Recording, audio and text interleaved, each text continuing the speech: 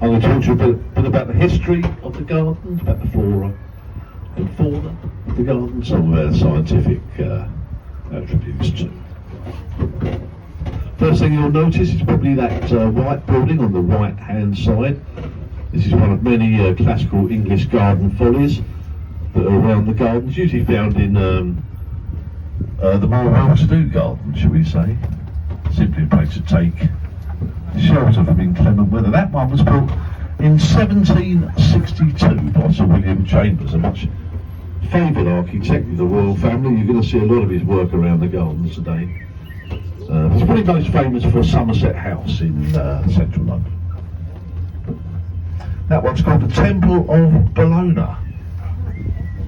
And like a lot of follies, it was built to commemorate an event, a life or a death. That one was built to commemorate the end of the 7-year war, the first ever global conflict between a European superpower of the day, hence the warlike name.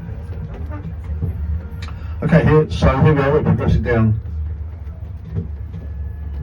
Camellia Walk with the ubiquitous camellias on the left hand side, some on the right, but there's nice Berberis trees on the right too. But mainly camellias, which are a very early flowering shrub. These mid-February, early February, some of them. So they've kind of gone now. There's a few blossoms left. They got hit by the wind and rain the other day and haven't looked the same since. But there is one of interest just coming up now, just by the cab, and it's a hybrid.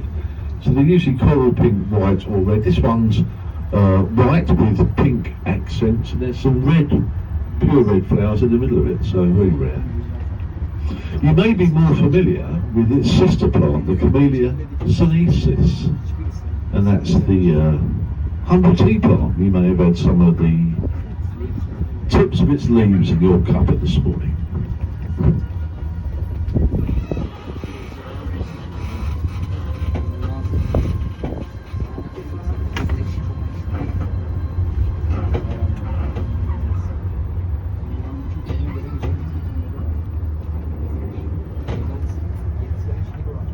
Now, to put this a bit in context, the first gardens were opened here at Kew, the first formal gardens, was in 1759. The Dowager Princess of Wales Augusta had a house here. She was the mother of King George III and showed a large, this part of Kew she owned. And she put aside 9 acres for a physic garden. That's a garden full of medicinal plants. She asked her son, who by then was the king, to recommend a garden. He recommended a gardener, and he recommended his friend the Earl of Bute, who was a renowned Scottish plantsman. And he came down and laid the first formal gardens out here in 1759. It passed through the hands of different monarchs. King George III took it on mainly. In 1840, the monarch of the day, Queen Victoria, handed it over to the British people via the government, who set up a trustee group and a director general to run the gardens. That's when it really multiplied and became what it is today. The largest and most biodiverse botanical gardens in the world.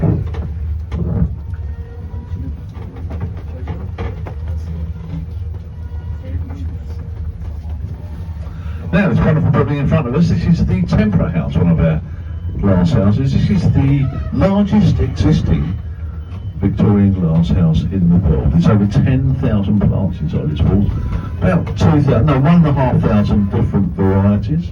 Very much a bedrock of our scientific community's experiments. We're more of a scientific organisation than anything else, looking at trying to solve some of the problems of the world around biodiversity and food security. If you want to look in there, we're going to pull up now.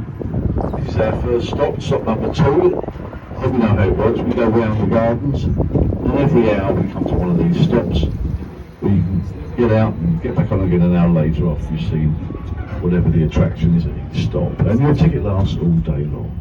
So this is stop number 2. Stop number 2 for the wonderful Tempera House, but also for To our left through the trees you can see a couple of large buildings.